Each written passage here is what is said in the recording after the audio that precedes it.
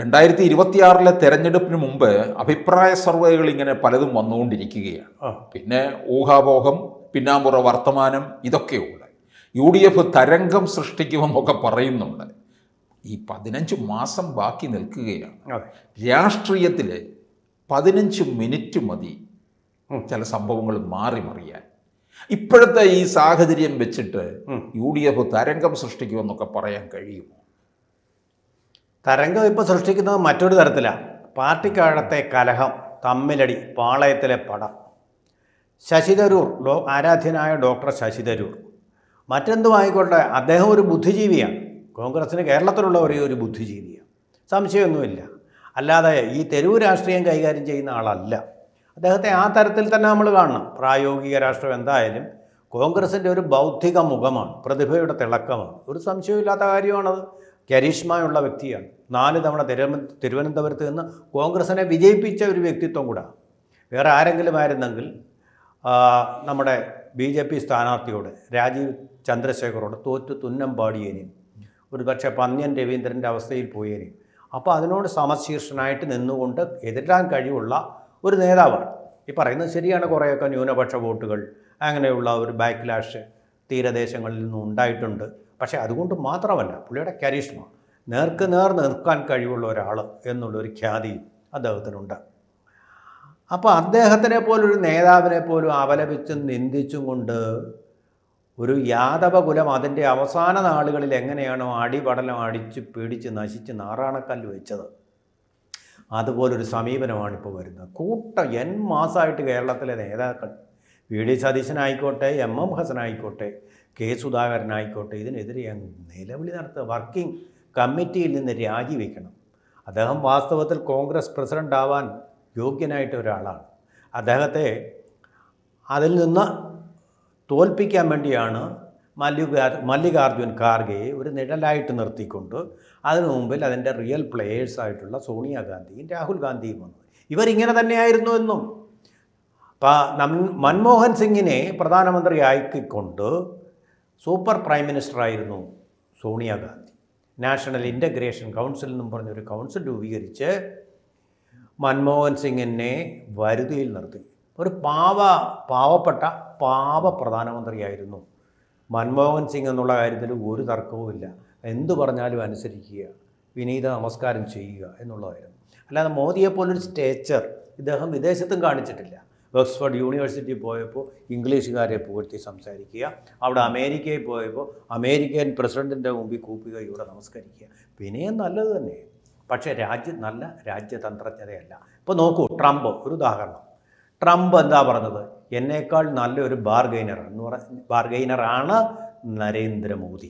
എന്താണ് അതിൻ്റെ അർത്ഥം? കളിയൊന്നും നടക്കുകയില്ല. ട്രംപ് എന്ന് പറഞ്ഞാൽ ലോക വ്യവസായ ഭീമനാണ്, കച്ചവടക്കാരനാണ്, അറിയാം ബിസിനസ് എങ്ങനെയാണ്. ആ ട്രംപിന് പോലും മോദിയുടെ മനസ്സ് മാറ്റാൻ കഴിയില്ല. അത്തരം ഒരാളിനാണ് ഇന്ത്യൻ പ്രധാനമന്ത്രിയായിട്ടിരുന്നുകൊണ്ട് ഏതു രാഷ്ട്രത്തിൽ ചെന്നാലും അതിനോടൊപ്പം. അല്ലാതെ ഇന്ത്യക്കാരനെ പറ്റി പൊതുവേ പറയുന്ന ഒരു കാര്യം ഡ്രൂപ്പിംഗ് ഷോൾഡേഴ്സ് എന്ന് പറഞ്ഞാൽ ഇങ്ങനെ കുനിയുക, നമ്മുടെ തോളിന് ബലമില്ലാതെ ഇങ്ങനെ കുനിയുക. ക്രിക്കറ്റിലും അത് പറയാറുണ്ട്. അപ്പോൾ അങ്ങനെ ഒരു ഡ്രൂപ്പിംഗ് ഷോൾഡറുള്ള പ്രധാനമന്ത്രി അല്ല നമുക്കിപ്പോൾ ഉള്ളത്. ആ ഒരു സ്റ്റേച്ചർ മൻമോഹൻ സിംഗിനും ഉണ്ടായിരുന്നില്ല. അതേസമയം ഇതേ സ്റ്റേച്ചറുള്ള ഒരു നേതാവാണ് ശശി തരൂർ. അതുകൊണ്ടാണ് ഞാൻ പറഞ്ഞത്, അദ്ദേഹം കോൺഗ്രസ് പ്രസിഡൻ്റായിരിക്കാൻ എപ്പോഴും യോഗ്യനായിട്ടുള്ളൊരു ആളാണ്. നന്നായിട്ട് ഇംഗ്ലീഷ് സംസാരിക്കും. ഇതിനകത്ത് ഇപ്പോൾ ഇവിടെ ഇങ്ങനൊരു തരംഗം ഉണ്ടാകുമെന്ന് പറഞ്ഞാലും ഒരുപക്ഷെ LDFനെ സംബന്ധിച്ചിടത്തോളം അവർ പല കാര്യങ്ങളും സമയമാകുമ്പോൾ കയറി പലതും മേക്കപ്പ് ചെയ്ത് കൊണ്ടുവരാനുള്ള സാധ്യത കാണുന്നുണ്ട്. അങ്ങനെ വരുമ്പോൾ അത് UDFന് വലിയ തിരിച്ചടി ഉണ്ടാക്കും. ഒരുപക്ഷെ ഇപ്പോൾ 99 സീറ്റ് LDFന് നിൽക്കുന്നു. അതിൽ ഒരുപക്ഷെ കുറയ്ക്കാനായിട്ട് UDFന് സാധിക്കും.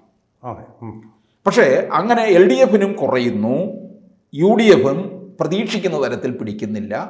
BJPയും 5 മുതൽ 10 സീറ്റ് വരെ നേടുകയും ചെയ്താൽ കാര്യങ്ങൾ മാറാനുള്ള സാധ്യതയല്ലേ കാണുന്നത്?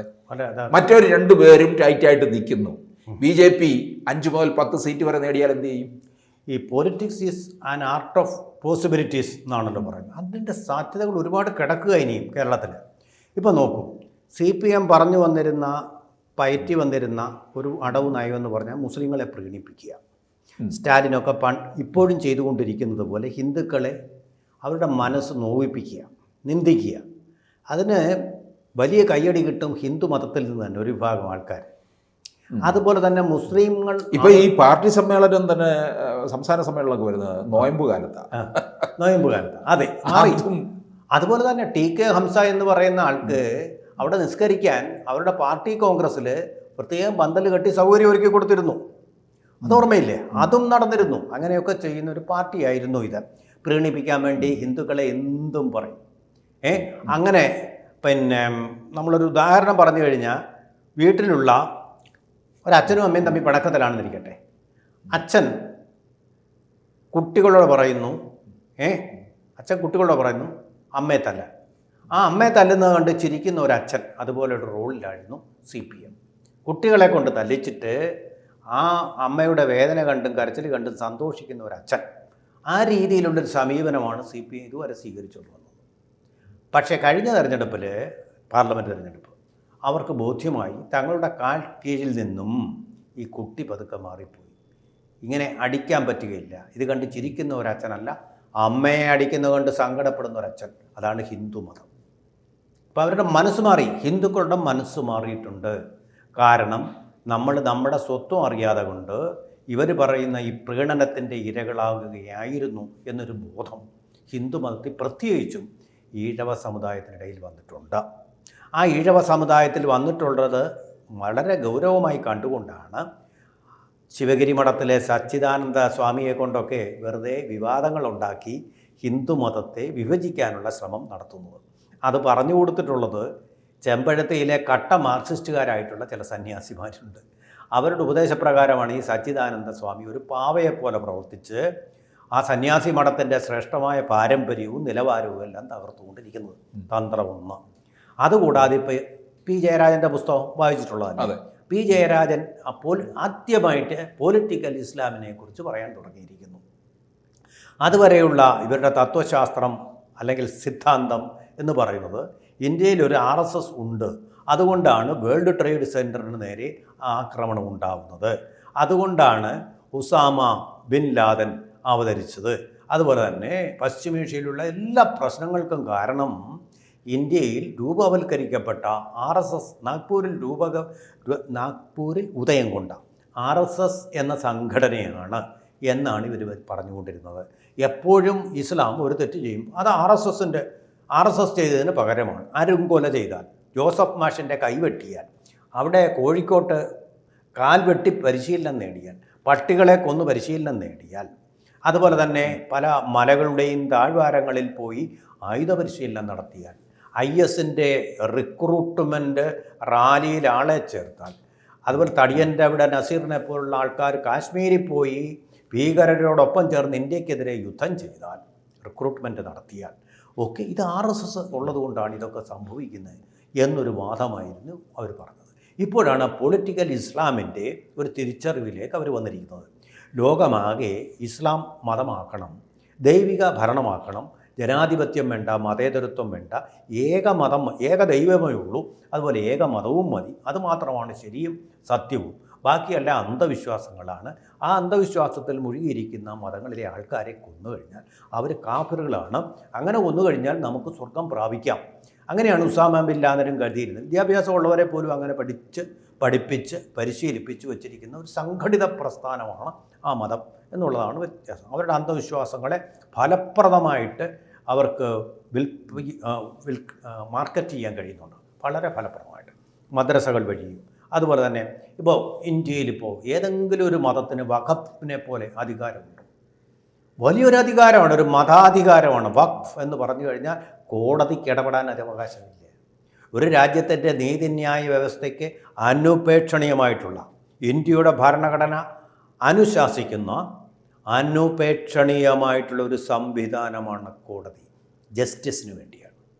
ആ ജസ്റ്റിസിന് പോലും ഒന്നും ചെയ്യാൻ കഴിയാത്ത വിധം വഖഫ് എന്ന് എഴുതി വെച്ച് കഴിഞ്ഞാൽ ആ സ്വത്തിൻ്റെ മേൽ പിന്നെ ഒരു കോടതിയിലും പോയി ചോദിക്കാൻ പറ്റില്ല, കണ്ണീര്. അങ്ങനെയാണ് തമിഴ്നാട്ടിലെ ഒരു ഗ്രാമം തന്നെ വഖഫ് പ്രോപ്പർട്ടി ആയത്. ഇങ്ങനെ പലതും ഇങ്ങനെ അവർക്ക് വഖഫ് പ്രോപ്പർട്ടിയാക്കാൻ ഈ 4 അക്ഷരങ്ങൾ മാത്രം മതി. ഈ 4 അക്ഷരങ്ങൾ കൊണ്ട് ഇന്ത്യ മുഴുവൻ പിടിച്ചടക്കാൻ കഴിയും. ആ ഒരു ശക്തി കൊണ്ടാണ് ഇന്ത്യൻ പ്രതിരോധ സേന കഴിഞ്ഞാൽ ഇന്ത്യയിൽ ഏറ്റവും കൂടുതൽ സമ്പത്ത് ഉള്ള ഒരു പ്രസ്ഥാനമായിട്ട് ഈ വഖഫ് മാറിയിരിക്കുന്നത്. നമ്മളൊക്കെ പറയും ബി നിലവറയാണ്, പത്മനാഭസ്വാമി ക്ഷേത്രമാണ് ലോകത്തിലെ ഏറ്റവും സമ്പന്നമായ സ്ഥലം. അതിനേക്കാൾ പ്രോപ്പർട്ടി വഖഫിനുണ്ട്. വഖഫ് ഏറ്റെടുത്ത് കഴിഞ്ഞാൽ വേറെ ആർക്കും അത് ഉപയോഗിക്കാൻ പറ്റത്തില്ല, രാഷ്ട്രത്തിന് പോലും ഉപയോഗിക്കാൻ പറ്റില്ല. അതാണ് നിയമം. അതിനെതിരെ അതിനെ കുറച്ചുകൂടെ ജസ്റ്റിഫൈഡ് ആക്കാൻ, അതുപോലെ തന്നെ ഈ സുന്നികൾക്ക് മാത്രമാണ് ഇപ്പോൾ അതിൻ്റെ അവകാശം. ഷിയ വിഭാഗങ്ങളെ മറ്റുള്ളവരെയൊക്കെ ഉൾപ്പെടുത്തിക്കൊണ്ട് ഒരുപാട് വിഭാഗങ്ങളുണ്ട്. ആ രീതിയിലേക്ക് പോകാൻ വേണ്ടിയിട്ടുള്ള ഒരു നയമാണ് പാർലമെൻ്ററി സമിതി JPC, ജോയിൻറ്റ് പാർലമെൻ്ററി കമ്മിറ്റി അംഗീകരിച്ചിരിക്കുന്നത്. അപ്പോൾ അതുപോലും അവതരിപ്പിക്കാൻ സമ്മതിക്കാതെ ബഹളം ഉണ്ടാക്കി ഇന്ത്യ മുന്നണിയിൽപ്പെട്ട കക്ഷികൾ, കോൺഗ്രസ് ഒക്കെ. തീർച്ചയായിട്ടും ഈ ഇതുപോലുള്ള നിയമങ്ങൾ വരുമ്പോൾ നാടിനത് ഇപ്പം മുനമ്പത്തെ പാവപ്പെട്ട കൃഷിക്കാർ, നാട്ടുകാർ ഒക്കെ തന്നെ BJPക്ക് അനുകൂലമായിട്ടൊരു മനോഭാവം വളർത്തിക്കൊണ്ട് വരുന്നുണ്ടെന്നും കൂടിയാണ് താങ്കൾ ഈ പറഞ്ഞ സർവേ തെളിയിക്കുന്നത്. അതായത് 30% ഇതിൻ്റെ വോട്ട് ഷെയർ പോവുകയാണ്. ക്രമപ്രവൃത്തമായിട്ട് 5% ഓരോ തെരഞ്ഞെടുപ്പിലും വർദ്ധിച്ചുകൊണ്ടിരിക്കുകയാണ് BJPയുടെ വോട്ട് ഷെയർ. ഈ 30% എത്തിക്കഴിഞ്ഞാൽ സംഭവിക്കുന്നത് താങ്കൾ പറഞ്ഞതുപോലെ അത് 5 സീറ്റിൽ അടങ്ങുകയില്ല, 5നും അപ്പുറത്തേക്ക് പോകും.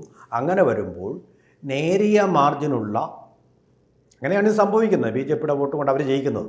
നേരിയ മാർജിനേ വരും ഓരോ മണ്ഡലത്തിലും. അങ്ങനെ വരുമ്പോൾ ഇവർ തമ്മിലുള്ള വ്യത്യാസം എന്ന് പറഞ്ഞാൽ ഒരു 55-60 ആണെന്ന് വെക്കുക. 60-60 ആണല്ലോ, 55-65 ആണെന്ന് വെക്കുക വ്യത്യാസം. അവിടെ ഫലപ്രദമായിട്ടുള്ള ഒരു റോളിൽ വരാൻ BJPക്ക് കഴിയുന്ന ഒരിടം, ഇതുവരെ അത് മുസ്ലിം ലീഗിന് മാത്രമേ കഴിഞ്ഞിട്ടുള്ളൂ. പക്ഷേ ആ ഇടം BJPക്ക് ലഭിക്കാൻ ആ സാധ്യത, നമുക്ക് പോസിബിലിറ്റീസ് എന്നാണല്ലോ നമ്മൾ പറഞ്ഞത്, അത് നമുക്ക് തള്ളിക്കളയാൻ കഴിയില്ല. കൂടുതൽ വാർത്തകളും വിശേഷങ്ങളും നിങ്ങളിലേക്ക് എത്താൻ ABC മലയാളം സബ്സ്ക്രൈബ് ചെയ്യുക, ബെൽ ബട്ടണും അമർത്തുക.